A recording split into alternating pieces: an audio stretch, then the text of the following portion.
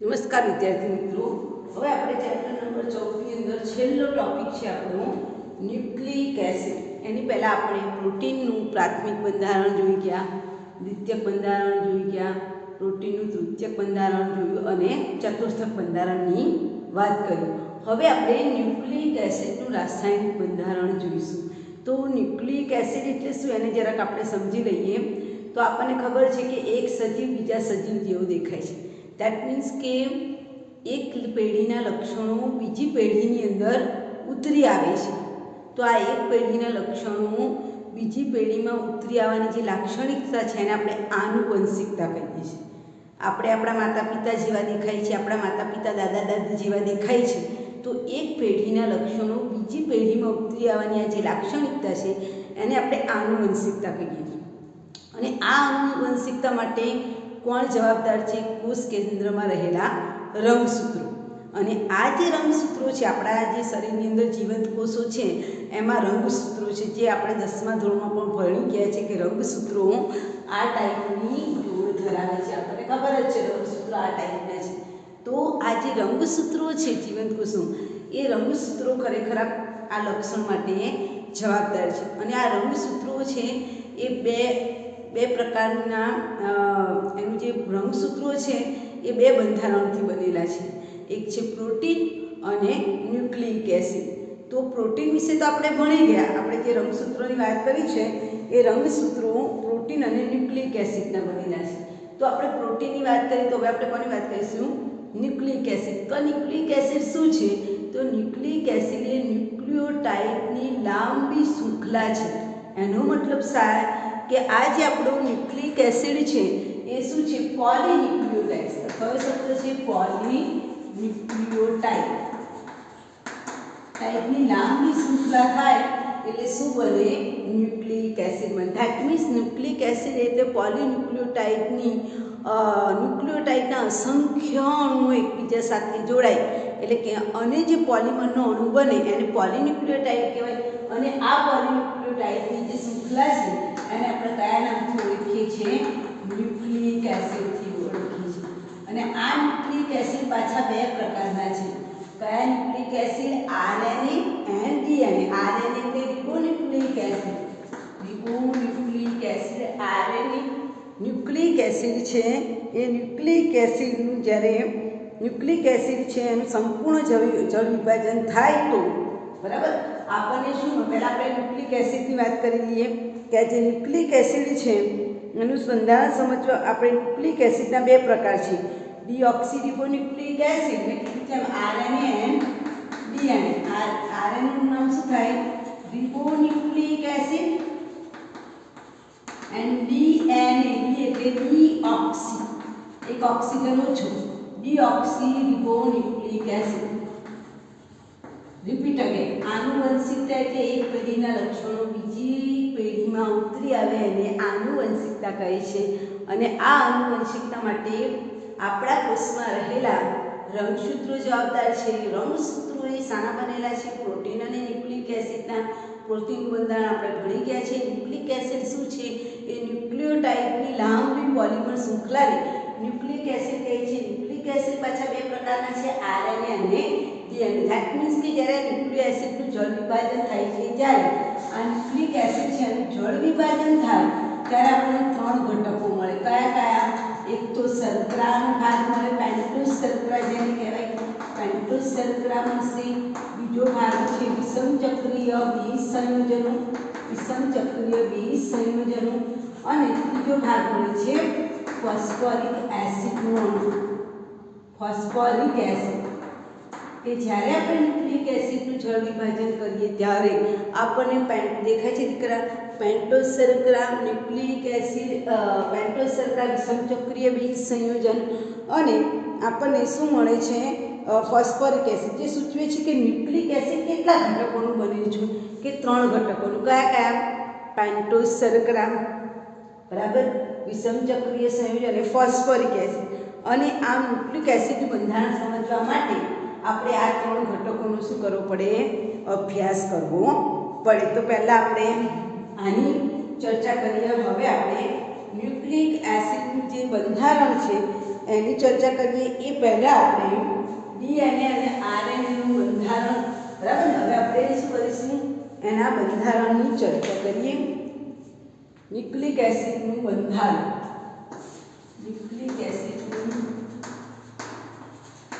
બંધારણ પરીક્ષામાં પૂછાય છે એટલે પહેલો ભાગ આપણે જોડીશું પેન્ટોઝ શર્કરા. પેન્ટોઝ શર્કરા બે પ્રકારની છે, એક છે ડીઓક્સીરિબોઝ શર્કરા અને બીજી છે રિબોઝ શર્કરા. એટલે બીટા રિબોઝ શર્કરા, એનું નામ છે બીટા ડી રિબોઝ શર્કરા, બરાબર, જેને આપણે શોર્ટમાં શું કહીશું, આરએનએ. બીજી જે શર્કરા છે બીટા ડીઓક્સીરિબોઝ શર્કરા. અહીંયા તમે જો મેં બીટા લખ્યું છે, ધેટ મીન્સ પહેલા કાર્બન પર OH કઈ તરફ હશે, ઉપરની તરફ, અને ડીઓક્સીરિબોઝ કીધો છે બીજા નંબરના કાર્બન પરથી ઓક્સિજન દૂર કરીને બીટા 2 ડીઓક્સીરિબોઝ શર્કરા. બીટા 2 ડીઓક્સીરિબોઝ શર્કરા, જેને આપણે શું કહીશું, ડીએનએ. તો પહેલા હું પેન્ટોઝ શર્કરાનું બંધારણ દોરીશ. પહેલા 3 ઘટકોનું બનેલું છે ને, પેન્ટોઝ શર્કરા, વિસર્જનક્રિય બેઝ અને ફોસ્ફોરિક એસિડ. તો અહીંયા બંધારણ દોરું છું. પેન્ટોઝ શર્કરા આ ટાઈપની છે, રાઈટ. આ પેન્ટોઝ શર્કરા છે, પંચકોણ આકાર જેવી. પહેલા નંબરના કાર્બન પર OH આવશે, OH ઉપર આવશે, બીકોઝ કઈ શર્કરા છે, બીટા. અને મેં આપણને શીખવાડ્યું છે કે બીટા જ્યારે પણ લખાય ત્યારે OH કઈ તરફ આવશે, ઉપર તરફ આવશે. બીજા નંબરના કાર્બન ઉપર OH, બરાબર. આપણે આ કઈ શર્કરા દોરી રહ્યા છીએ, આરએનએ દોરી છે મેં, બરાબર. આ ચોથા નંબરનું કાર્બન OH, પહેલો, બીજો, ત્રીજો, ચોથું, પહેલું, બીજું, બીજા નંબરનું કાર્બન, નંબરિંગમાં ભૂલ છે. ત્રીજા નંબરનું કાર્બન, અહીંયા ચોથા નંબરનું કાર્બન આવશે, બરાબર, બરાબર. તે ચોથા નંબરનું કાર્બન અને પાંચમા નંબરનું જે કાર્બન આપણું આપેલું છે એ પાંચમા નંબરનું કાર્બન આપણું શું આવશે, CH2OH. બંધારણ બરાબર જોજો. અને પહેલા અને પાંચમું કાર્બન છે, પહેલા અને ચોથા વચ્ચે ઓક્સિજન છે. Repeat again. આ પહેલા આપણે હાઇલાઇટ કરીએ, પહેલા નંબરનું જે કાર્બન છે એમાં OH ઉપર તરફ છે એટલે એને શું લખાય, બીટા રિબોઝ શર્કરા, બરાબર. બીટા રિબોઝ શર્કરા. પહેલા નંબરના કાર્બન પર OH, બીજા નંબર પર HOH, ત્રીજા નંબર પર HOH, ચોથા નંબરનું કાર્બન ઉપર પાંચમા નંબરનું કાર્બન. આને આપણે કઈ શર્કરા કહીશું, આરએનએ રિબોઝ શર્કરા. પણ બીટા ડી રિબોઝ શર્કરા. હવે હું ડીએનએ જોઉં છું, ડીઓક્સીરિબોઝ શર્કરા. બીટા છે પણ ડીઓક્સીરિબોઝ શર્કરા અને બીજા નંબરના કાર્બન પરથી ઓક્સિજન શું કરવાનો, ઓછો કરી દેવાનો. તો હું ડીએનએ બંધારણ દઉં છું. તો એમાં પહેલા નંબરના કાર્બન ઉપર OH આવશે, બરાબર, બીટા છે એટલે.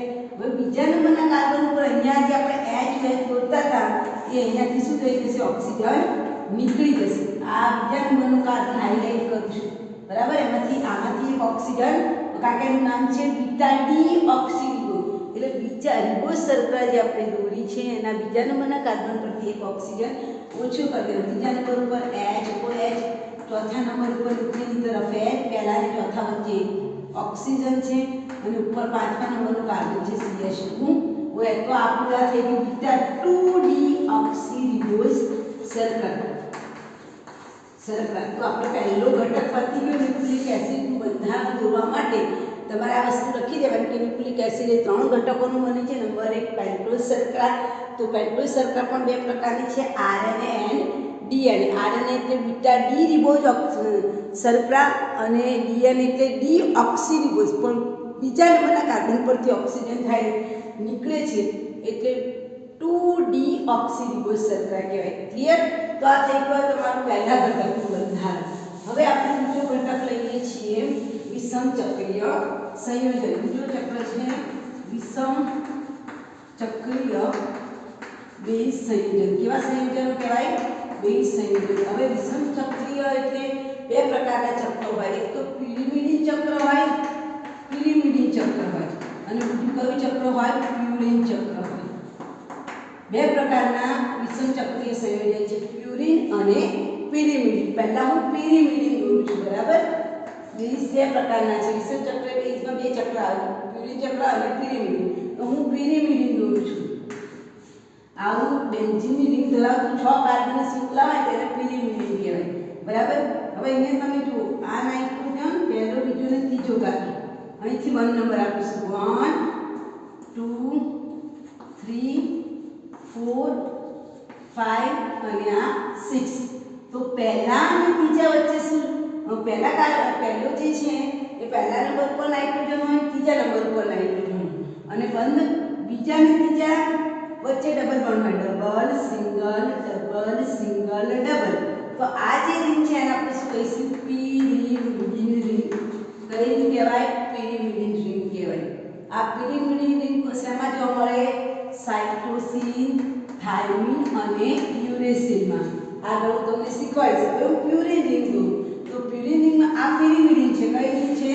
પિરિમિડિન. હવે આપણે પ્યુરિન દોરીએ તો પ્યુરિનમાં આવી રિંગ તો ખરી 6 કાર્બન વાળી, પણ એની સાથે બીજી 5 કાર્બન ધરાવતી પણ રિંગ હશે આવી.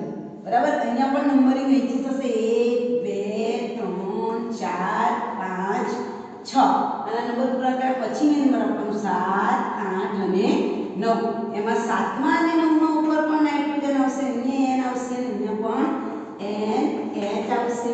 રાઈટ. અહીંયા હું લખી દઉં 7મા નંબરનું કાર્બન, આ 8મા નંબરનું, 7મા ને 9મા ઉપર પણ શું આવશે? નાઇટ્રોજન. એવી રીતે અહીંયા પહેલા અને ત્રીજામાં પણ શું આવશે? નાઇટ્રોજન. અહીંયા પણ હું નાઇટ્રોજન કરી દઉં નંબરિંગ. બરાબર. ચાલો હવે અહીંયા બીજા અને ત્રીજા વચ્ચે ડબલ સિંગલ ડબલ. રાઈટ. હવે અહીંયા ડબલ છે તો અહીંયા સિંગલ, અહીંયા ડબલ, વળી પાછું સિંગલ. બરાબર થઈ ગયું. તો આ તમારી કઈ રિંગ કહેવાય? પ્યુરિન ચક્ર કહેવાય. કયું ચક્ર કહેવાય? પ્યુરિન ચક્ર. જે શેમાં જોવા મળે? એડેનિન અને ગ્વાનિનમાં જોવા મળે. ન્યુક્લિક એસિડ 3 ઘટકોનું બનેલું છે. પહેલો ઘટક છે પેન્ટોઝ શર્કરા. પેન્ટોઝ શર્કરા બે પ્રકારની છે, આરએનએ એન્ડ ડીએનએ. સેકન્ડ બીજું ઘટક કયું છે? વિષમ ચક્રીય સંયોજન. નાઇટ્રોજન ધરાવતા વિષમ ચક્રીય સંયોજન બે છે. એક છે પિરિમિડિન રિંગ અને બીજું છે પ્યુરિન રિંગ. આ જે પિરિમિડિન છે શેમાં જોવા મળે? સી, ટી અને યુ. સાઇટોસિન, થાઇમિન અને યુરેસિલમાં જોવા મળે. જ્યારે પ્યુરિન ચક્ર શેમાં જોવા મળશે? એડેનિન અને ગ્વાનિનમાં જોવા મળે. ત્યાર પછી તમને બધા જ એડેનિન, ગ્વાનિન એના બંધારણ દોરીને આપેલા છે. બરાબર. ન્યુક્લિક એસિડમાં એ એટલે એડેનિન. બરાબર. હવે આનું નામ લખ્યું. એ એટલે એડેનિન, જે આપણે બાયોલોજીમાં ભણી ગયા છે. જી એટલે ગ્વાનિન, સી એટલે સાઇટોસિન, યસ, ટી એટલે થાઇમિન અને યુ એટલે યુરેસિલ. બરાબર. સમજ પડી ગઈ? ચાલો હવે આપણા ડીએનએમાં કયા ઘટક જોવા મળે એની વાત કરીએ. જો તમે ડીએનએની શૃંખલા લો તો ડીએનએમાં કયા ઘટકો જોવા મળશે? એ હશે, જી હશે અને સી હશે. પણ ચોથો ઘટક કયો હશે? થાઇમિન હશે. યાદ રાખજો. આ તમારે યાદ રાખવાનું છે કે ડીએનએનું બંધારણ દેખાય છે બેટા? ડીએનએનું બંધારણ એટલે એડેનિન, ગ્વાનિન, સાઇટોસિન અને થાઇમિન જોવા મળે. રાઈટ.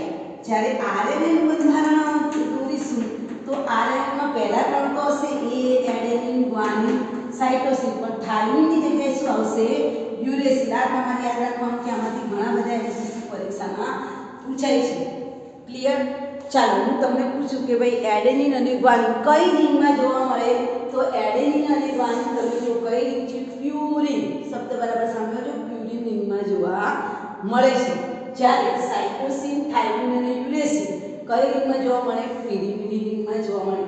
ડીએનએના બંધારણમાં પણ હોય એડેનિન, ગ્વાનિન, સાઇટોસિન અને થાઇમિન આવશે.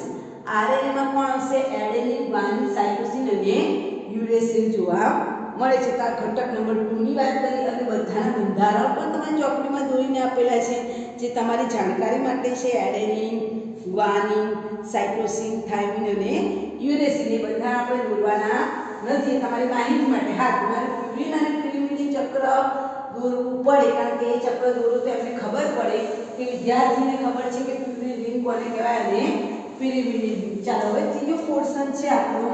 ત્રીજો ભાગ આપણો કયો છે? Phosphoric acid. આ જે ફોસ્ફોરિક એસિડ છે એ ફોસ્ફોરિક એસિડનું બંધારણ થાય PO4 -3. આપણે કેમિસ્ટ્રીમાં ભણીએ છીએ ફોસ્ફોરિક એસિડ એટલે PO4 -3 કે જેનું બંધારણ છે P ડબલ બોન્ડ O એક ઓક્સિજન ડબલ બોન્ડથી, બાકીના 3 ઓક્સિજન સિંગલ બોન્ડથી.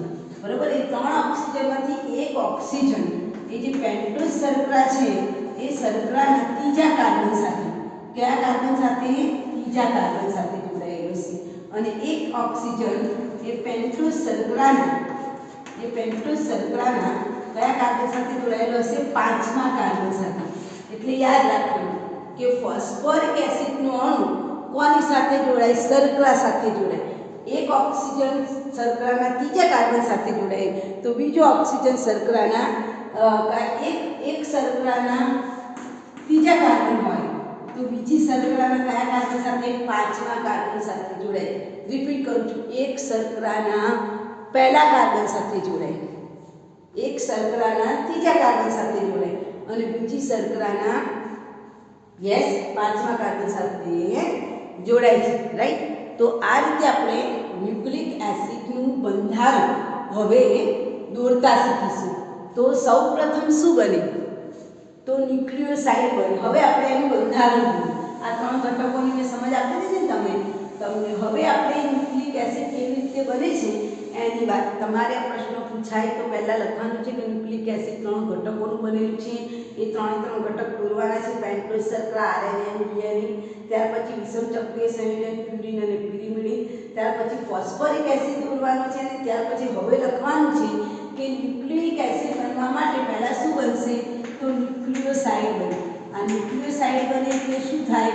તો શર્કરા વત્તા બેઝ ભેગા થાય એટલે શું બને? ન્યુક્લિયોસાઇડ. શર્કરા વત્તા બેઝ, બરાબર ને? શર્કરા વત્તા બેઝ ભેગા થાય તો શું બને? ન્યુક્લિયોસાઇડ બને. આ ન્યુક્લિયોસાઇડ કેવી રીતે બને એ તમે જોયું. શર્કરા વત્તા બેઝ એટલે આ બેઝ છે શર્કરાના પહેલા નંબરના કાર્બન પર જોડાયેલો હોય. ક્યાં આગળ? વિષમ ચક્રીય હોય ને ત્યાં આગળ. આ મારી શર્કરા, બરાબર? HOH અહીંયા H ઉપર CH2OH, રાઈટ? આ પહેલા નંબરનો જે OH લખતા હતા ને એની જગ્યાએ શું આવશે? બેઝ. તો આ જે બંધારણને તમને પૂરી કે શું કહેવાય? ન્યુક્લિયોસાઇડ કહેવાય. કયું સાઇડ કહેવાય? ન્યુક્લિયોસાઇડ. કોનું સંયોજન છે? આ મારું શર્કરા છે. કઈ શર્કરા છે? જુઓ, આરએનએ. Very good. કઈ શર્કરા દોરી છે? આરએનએ. તો આ જે શર્કરા વત્તા બેઝ ભેગા થયા તો આને આપણે શું કહીશું? ન્યુક્લિયોસાઇડ કહીશું. પહેલા ન્યુક્લિયોસાઇડ બન્યું. હવે આ ન્યુક્લિયોસાઇડ સાથે ફોસ્ફોરિક એસિડનો અણુ જોડાય. ન્યુક્લિયોસાઇડ સાથે શું જોડાય? ફોસ્ફોરિક એસિડનો અણુ જોડાય તો શું બને? ન્યુક્લિયોટાઇડ બને. શું બનશે? ન્યુક્લિયોટાઇડ. જે આગળ પણ તમે શીખી જ ગયા છો. શું બનશે? ન્યુક્લિયોટાઇડ બનશે. હવે આ બંધારણમાં હું પાંચમા નંબરના કાર્બન ઉપર આને શું કર્યું? ન્યુક્લિયોસાઇડ. હવે હું ન્યુક્લિયોટાઇડ લઉં છું, બરાબર? જોજો, અહીંયા હું ન્યુક્લિયોટાઇડ લઉં છું. દેખાય છે ને? ઓકે, ચાલો. આ પહેલા નંબરના કાર્બન ઉપર શું જોડાઈ ગયું? બેઝ. આ વચ્ચે મારો શું છે? શર્કરા. આ પહેલા નંબરનો કાર્બન, બીજા નંબર ઉપર HOH, લીગો શર્કરા છે. ત્રીજા નંબર પર પણ HOH. ચોથા નંબરની ઉપર જે પાંચમા નંબરનો કાર્બન છે, પહેલા અને ચોથા વચ્ચે શું છે? ઓક્સિજન. Very good. પાંચમા નંબરનો કાર્બનમાં જે CH2OH આવે છે એની સાથે આપણે ફોસ્ફોરિક અણુ દોરીશું.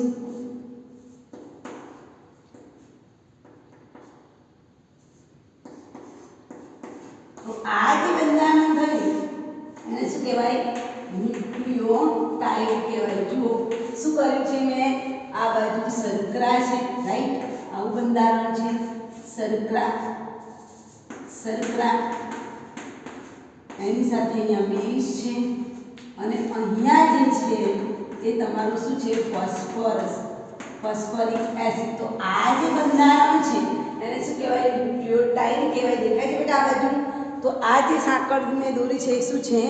ન્યુક્લિયોટાઇડ છે. ટૂંકમાં વચ્ચે શર્કરા હોય, એની પહેલા નંબરના કાર્બન ઉપર બેઝ હોય, આ બાજુ ફોસ્ફોરિક એસિડ હોય તો તમને શું બને? ન્યુક્લિયોટાઇડ બને. સમજાય છે ને? ન્યુક્લિયોટાઇડ આ બધું દેખાય છે? ન્યુક્લિયોટાઇડની શૃંખલા બને. ઓકે, બરાબર ને? તો હવે આપણે શું કરીશું, ન્યુક્લિયોટાઇડ બનાવ્યું. હવે એક ન્યુક્લિયોટાઇડનો અણુ બીજા ન્યુક્લિયોટાઇડના અણુ સાથે કયા બંધથી જોડાય છે, ફોસ્ફોડાઈ એસ્ટર. ફરીથી રિપીટ કરું છું, કયા બંધથી જોડાય છે, ફોસ્ફોડાઈ એસ્ટર. અને એમાંથી કોનું બંધારણ બને છે, ન્યુક્લિક એસિડ. હવે આ જે ન્યુક્લિયોટાઇડ બની ગયા ને, હવે આવા અસંખ્ય ન્યુક્લિયોટાઇડ એકબીજા સાથે કયા બંધથી જોડાય છે, ફોસ્ફોડાઈ એસ્ટર. તો હવે હું બે ન્યુક્લિયોટાઇડના અણુ દોરીશ અને આને આપણે કોના દ્વારા જોડીશું, ફોસ્ફોડાઈ એસ્ટર. લખું છું, બે ન્યુક્લિયોટાઇડ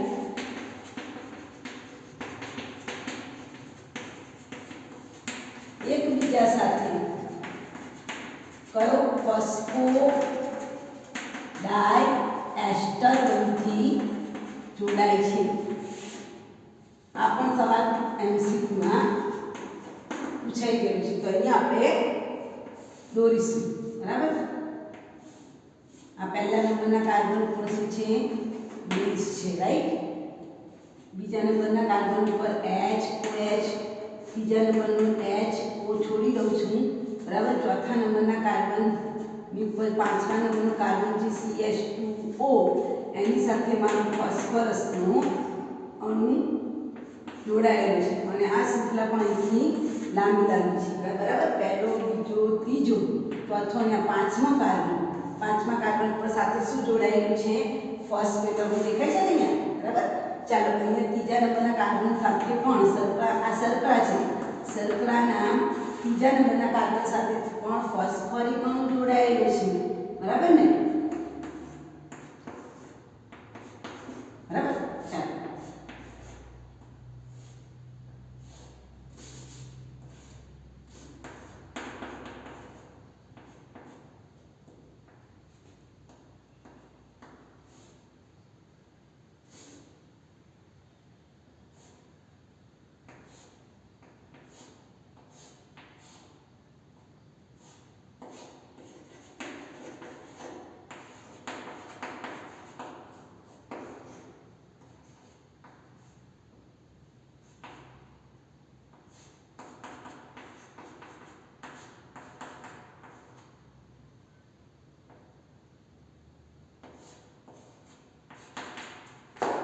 પાંચમા નંબરનું કાર્બન, રાઈટ, દેખાય છે.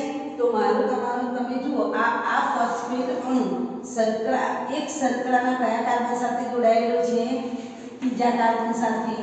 જ્યારે બીજી શર્કરાના પાંચમા કાર્બન સાથે. એક શર્કરાના ત્રીજા કાર્બન સાથે અને બીજી શર્કરાના પાંચમા કાર્બન સાથે જોડાઈને ન્યુક્લિક એસિડનું બંધારણ બનાવે છે. અને આ જે બોન્ડ બનેલો છે એને શું કહીશું, ફોસ્ફોડાઈ એસ્ટર. ફોસ્ફોડાઈ એસ્ટર બંધ કહેવાય. કયો કહેવાય, ફોસ્ફોડાઈ એસ્ટર બંધ. તો આ રીતે આપણે ફોસ્ફોડાઈ એસ્ટર બંધ બને છે અને આમાંથી આપણને શું બને છે, ન્યુક્લિક એસિડનું નિર્માણ થાય છે. રિપીટ કરું છું, ન્યુક્લિક એસિડ એ ત્રણ ઘટકોનું બનેલું છે, પેન્ટોઝ શર્કરા, વિષમ ચક્રીય બેઝ સંયોજન અને ફોસ્ફોરિક એસિડ. પેન્ટોઝ શર્કરા એ બે પ્રકારની છે, RNA બીટા રિબોઝ શર્કરા અને DNA એટલે બીટા 2 ડીઓક્સી રિબોઝ શર્કરા. એટલે કે બીજા નંબરના કાર્બન પરથી એક ઓક્સિજન ઓછો કરી દેવાનું. સેકન્ડ, વિષમ ચક્રીય સંયોજન બે પ્રકારના છે, પિરિન એન્ડ પિરિમિડિન. પિરિમિડિન શેમાં જોવા મળે, સાઇટેસિન, થાઇમિન અને યુરેસિનમાં. પ્યુરિન રિંગ યાદ રાખજો, પ્રશ્ન વારંવાર પૂછાય છે, એડેનિન અને ગ્વાનિનમાં જોવા મળે. પછી આપણે ચક્ર દોરીશું. ત્યાર પછી ફોસ્ફોરિક એસિડ, એમાં ફોસ્ફોરિક એસિડના બંધારણમાં એક ઓક્સિજન ડબલ બોન્ડ થઈ છે, બાકીના બધાય સિંગલ બોન્ડ. એ સિંગલ બોન્ડવાળા ઓક્સિજનની સાથે એક શર્કરાનો, અહીંયા તમે જોઈ શકો છો, એક શર્કરાનો બીજા નંબરનું કાર્બન. જો આ પહેલી શર્કરા, એક ઉપરની શર્કરા છે એક નીચેની શર્કરા. તો પહેલી શર્કરાના ત્રીજા કાર્બન સાથે ફોસ્ફોરિક એસિડનું જો અણુ જોડાયેલ છે, બીજી શર્કરાના પાંચમા કાર્બન સાથે ફોસ્ફોરિક એસિડનું અણુ જોડાયેલું છે, રાઈટ. પછી આપણે બંધારણ દોરવા માટે પહેલા કોને ભેગા કરીશું, શર્કરા વત્તા બેઝ. બેઝ હંમેશા પહેલા નંબરના કાર્બન ઉપર જોડાય, એના દ્વારા શું બને, ન્યુક્લિયોસાઇડ બને. ધેટ મીન્સ ન્યુક્લિયોસાઇડ એટલે શું, તો કે શર્કરા વત્તા બેઝ મળે તો એને શું કહેવાય, ન્યુક્લિયોસાઇડ કહેવાય. શું કહેવાય, ન્યુક્લિયોસાઇડ કહેવાય. અને ફોસ્ફોરિક એસિડ વત્તા શર્કરા વત્તા બેઝ આ ભેગા થાય એટલે શું બને, ન્યુક્લિયોટાઇડ બને અને એક ન્યુક્લિયોટાઇડ શૃંખલા બીજી ન્યુક્લિયોટાઇડ શૃંખલા સાથે કયા બંધથી જોડાય છે? ફોસ્ફોડાયસ્ટર બંધથી જોડાઈને જે નિર્માણ કરે છે તેનાથી શું બને છે? ન્યુક્લિક એસિડનું બંધારણ બને છે. તો ક્લિયર? તો સમજાઈ ગયું? આ તમને પરીક્ષામાં વારંવાર પૂછાય છે. ત્યાર પછી તમને ન્યુક્લિક એસિડ એક શૃંખલામાં ન્યુક્લિયોટાઇડ સંયોજનોની ક્રમબંધિત માહિતીનું પ્રાથમિક આ ન્યુક્લિક એસિડ છે એ શું છે? પ્રાથમિક બંધારણ છે. તો ન્યુક્લિક એસિડનું દ્વિતીયક બંધારણ એટલે આપણે ડીએનએ અને ડીએનએનું બંધારણ દોરવાનું તમે 10મા ધોરણમાં પણ શીખી ગયા છે. આને આપણે દોરવું હોય તો આવું થાય શર્કરા, એની ઉપર બેઝ, એની આ બાજુ ફોસ્ફોરિક એસિડ, આવો અને રિપીટ જ થઈ જાય. વળી પાછું અહીંયા બેઝ, શર્કરા, અહીં ફોસ્ફેટ અણુ છે તો વળી પાછું એને શું આવશે? શર્કરા, એની ઉપર બેઝ, વળી પાછું ફોસ્ફેટ અણુ. આટલો ભાગ વારંવાર રિપીટ થાય છે. તમે જો તમારી ટેક્સ્ટમાં પણ આપેલું છે શર્કરાની ઉપર બેઝ, વચ્ચે ફોસ્ફેટ, એટલે બે શર્કરાઓ છે એ ફોસ્ફોરિક એસિડ સાથે જોડાયેલી છે. એક શર્કરાનો ત્રીજો કાર્બન, બીજી શર્કરાનો 5મો કાર્બન એકબીજા સાથે ફોસ્ફોરિક અણુ વડે મતલબ ફોસ્ફોરિક એસિડ જોડાયેલો હોય છે. હવે આપણે આ ન્યુક્લિક એસિડ એ શું છે? તો પ્રાથમિક બંધારણ છે. જેમ પ્રોટીનનું પ્રાથમિક બંધારણ હતું, દ્વિતીયક બંધારણ, એમાંનું આપણે દ્વિતીયક બંધારણ દોરવા છે તો એ કયું સ્વરૂપ કહેવાય? ડીએનએ કહેવાય. ન્યુક્લિક એસિડની એક શૃંખલામાં ન્યુક્લિયોટાઇડની ક્રમબંધિત માહિતી એ પ્રાથમિક બંધારણ કહેવાય છે. ન્યુક્લિક એસિડ સંયોજનનું દ્વિતીયક બંધારણ પણ છે, જેને આપણે શું કહીએ છીએ? ડીએનએ કહીએ છીએ. અને આ ડીએનએનું બંધારણ કરું છું જે આગળ પર તમે શીખી ગયેલા છો. એ આકૃતિમાં દર્શાવ્યા પ્રમાણે ડીએનએનું બંધારણ તમને દેખાય છે. આકૃતિમાં દર્શાવ્યા પ્રમાણે કેવું છે? યસ, ગળી કરેલા આપણને સર્પાકારે જોવા મિશ્રણની ટાઈપ સીડી હોય ને એ ટાઈપનું બંધારણ આપણને જોવા મળે છે. તો આકૃતિમાં દર્શાવ્યા મુજબ ડીએનએનો અણુ કેવો છે? વળ દીધેલો દોરડો, એટલે આપણે આમ વળ આપી દઈએ અને છોડી દઈએ તો કેવો સર્પાકાર જોવા મળે છે? એવો જોવા મળે છે. તેના બહારની બાજુએ શું હોય? તો ફોસ્ફોરિક એસિડ હોય, જ્યારે વચ્ચે એટલે પીડી, પી એટલે ફોસ્ફોરિક, ડી એટલે ડીએનએ શર્કરાનો ભાગ, વળી પાછો પી, વળી પાછો ડી, વળી પાછો પી, વળી પાછો ડી, એટલે બહારની બાજુ યાદ રાખો. બહારની બાજુએ શું હોય? Phosphoric acid. જ્યારે મધ્યમાં શું હોય? યસ, વિષમ ચક્રીય બેઝ હોય. વિષમ ચક્રીય બેઝ એટલે એક બાજુ પિરિમિડિન ચક્ર હોય તો સામે કયું ચક્ર હોય? પ્યુરિન ચક્ર હોય. સમજાય છે? બરાબર? તો પી ડી પી, વળી પાછો ડી, વળી પાછો પી, વળી પાછો ડી, વળી પાછો. તો અહીંયા પણ પીની સામે પી, ડીની સામે ડી, પીની તમને સમજાવું છું. બરાબર? હવે જે આપણે અહીંયા ડી લખેલું છે ને, ડી, તો ડીમાં ધારો કે હું અહીંયા એડેનિન લખું તો એડેનિન કઈ રિંગમાં હોય છોકરાઓ? Pyrimidine, right? પ્યુરિન રિંગમાં છે. તો એની સાથે શું આવશે? ટી, ડબલ બોન્ડથી જોડાય. સીની સાથે જી, એની સાથે જી, એડેનિન સાથે ટી, ડબલ બોન્ડથી જોડાય. સીની સાથે જી, ટ્રિપલ બોન્ડથી જોડાય. તો એ એટલે પ્યુરિન, ટી એટલે થાઇમિન. આ થાઇમિન કઈ રિંગમાં છે? પિરિમિડિન. એનો મતલબ કે એકની પિરિન રિંગ હોય તો બીજાની શું હોય? પિરિમિડિન. તો અહીંયા આ જે ડી લખેલો છે ત્યાં તમારે મધ્યમાં એની સાથે ટી ડબલ બોન્ડ, વળી પાછો પી આવે એટલે જગ્યાએ શું દેવાનું?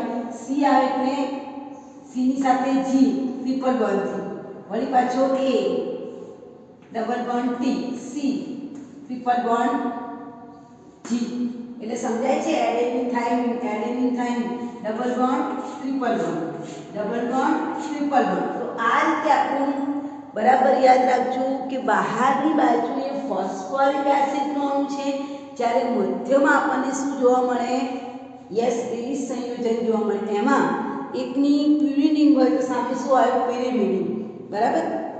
ન્યુક્લિક એસિડ પ્રજનન પ્રક્રિયા દરમિયાન કોષ કેન્દ્રમાં રહેલા રંગસૂત્રોમાંના જનીનો આવા ન્યુક્લિક એસિડનું પણ વિભાજન પામીને નવા કોષનું સ્વરૂપે ગોઠવાય છે. એટલે એક પેઢીના લક્ષણો બીજી પેઢીમાં ઉતરી આવે છે. આના કારણે આનુવંશિક લક્ષણો વારસામાં ઉતરી આવે છે. અને વૈજ્ઞાનિક જેડી વોટસન, તમે ચોપડીમાં આપ્યું છે ડીએનએની શોધ કોણે કરી છે? જેડી વોટસન અને ક્રિક, આ બે વૈજ્ઞાનિકોના નામ આપ્યું છે. જેમ વોટસન, જેને જેડી વોટસન કહેવાય, અને ક્રિકે ડીએનએનું સર્પિલ આકારનું બંધારણ આપણને આપેલું છે, જેમાં બે શૃંખલાઓ એકબીજાની કેવી છે? પૂરક છે. પૂરકનો મતલબ શું? એકની પિરિમિડિન હોય તો સામેવાળાની શું હોય? પ્યુરિન હોય.